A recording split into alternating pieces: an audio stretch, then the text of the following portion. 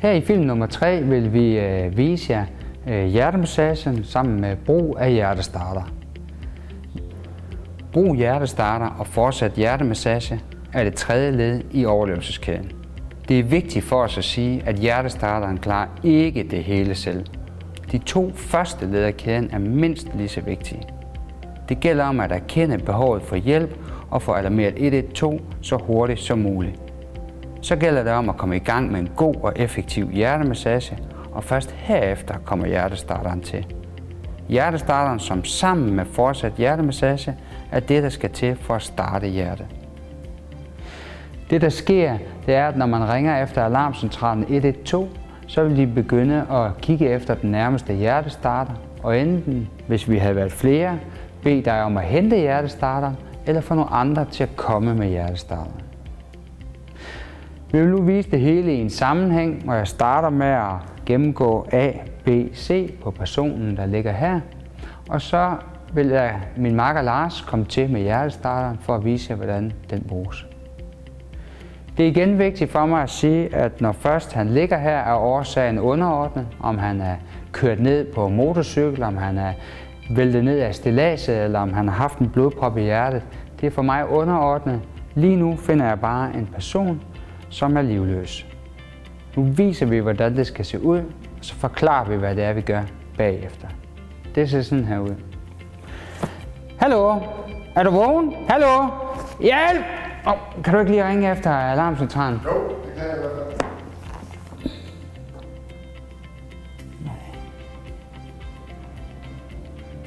Nej. Jeg vil gerne have, at du siger, at der er hjertestop, og at I skal prøve at finde hjertestarter. Yes, det gør jeg. 2, 3, 4, 5, 6, 7, 8, 9, 10, 11, 12, 13, 14, 15, 16, 17, 18, 19, 20, 22, 22, 23, 24, 25, 26, 27, 28, 29, 30. Super.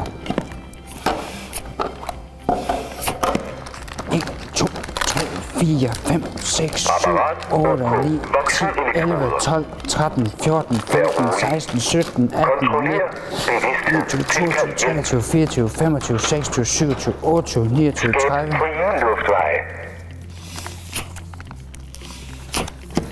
1, 2, 3, 4, 5, 6, 7, 8. Jeg er klar. Ja, værsgo.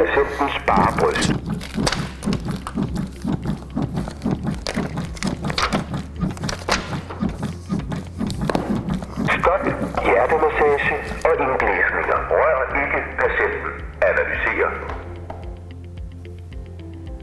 Rør ikke patienten. Analyser.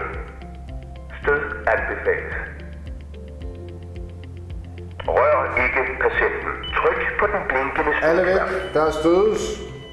Stød afgivet. Giv hjertemassage og indblæsninger. Fri luft her.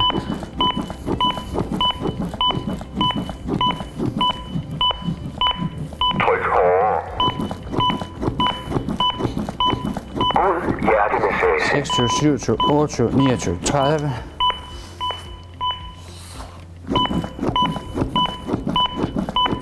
6, 7, 8, 9, 10, 11, 12, 13, 14, 15, 16, 17, 18. Jeg vil nu forklare jer lidt mere om, hvad det var, I lige så Lars og mig gjorde, da vi brugte en hjertestarter og gav hjertemassage til en person, der var bevidstløs uden vejrtrækning. Det er vigtigt, når man snakker om hjertestarteren, at vide, at hjertestarteren klarer ikke det hele selv.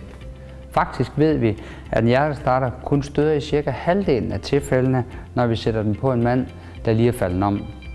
Det er ikke fordi, I gør noget forkert. Det er ikke fordi, hjertestarteren ikke dur. Det er simpelthen fordi, der er en rytme i hjertet, man ikke kan støde på.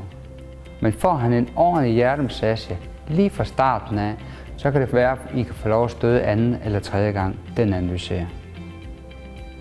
Et par enkelte ting omkring hjertestarteren.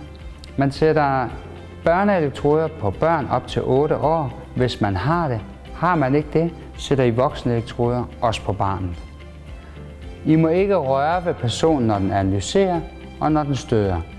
Når den analyserer, for hvis jeg rusker i personen, så mærker den det som bevægelse og siger stød ikke anbefalet.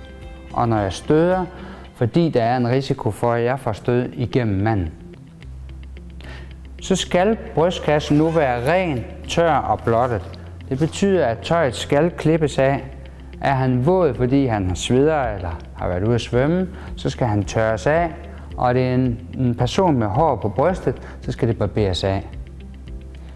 Under låget på hjertestarteren ligger der lige en ekstra taske med en klud, en saks og en skraber.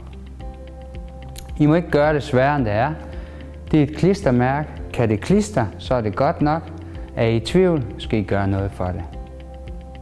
Uanset hvad for en hjertestarter I har, så sidder der en form for foliepakke i, og når I åbner den, falder elektroderne ud. De fleste hjertestarter har 2 løse elektroder, hvorpå det er markeret, hvor de skal sidde. Elektroderne skal altid sidde heroppe under det højre kraveben og helt heromme på venstre side. I skal altså have armen ud og placere den helt om på siden. Den type elektrode, som vi brugte fra Sol, hænger sammen til en elektrode. Det betyder, at man placerer krydset på trykstedet 1, så trækker man i snippen 2 og placerer elektroden under kravbenen. Så trækker I i snippen 3 og placerer den anden elektrode. Er personen lidt større end det her, hiver I blot i den her, så elektroden kan placeres helt omme på siden. Lige så snart hjertestarteren kan mærke forbindelse mellem de 2 elektroder, vil den begynde at analysere. Og den har nu enten valget stød anbefalet eller stød ikke anbefalet. Siger hjertestarteren stød anbefalet, er der som regel en rød eller orange knap, der blinker til jer og viser, at I skal trykke på den. Jeg vil nu have, at I siger alle væk, jeg støder og trykker på knappen. Nu er stødet afgivet, og man går straks i gang med hjertemassagen. 30-2 i 2 minutter, indtil hjertestarteren siger stop, og har igen muligheden for at analysere stød anbefalet eller stød ikke anbefalet. I skal ikke forvente, at personen vågner lige efter stødet. Det I vil opleve er, at I går i gang med hjertemassagen, og så begynder han at give livstegn, altså hoste eller sige lyde. Fortsæt hjertemassage 30-2. Analyser hver anden minut til ambulancen og professionel hjælp tager over.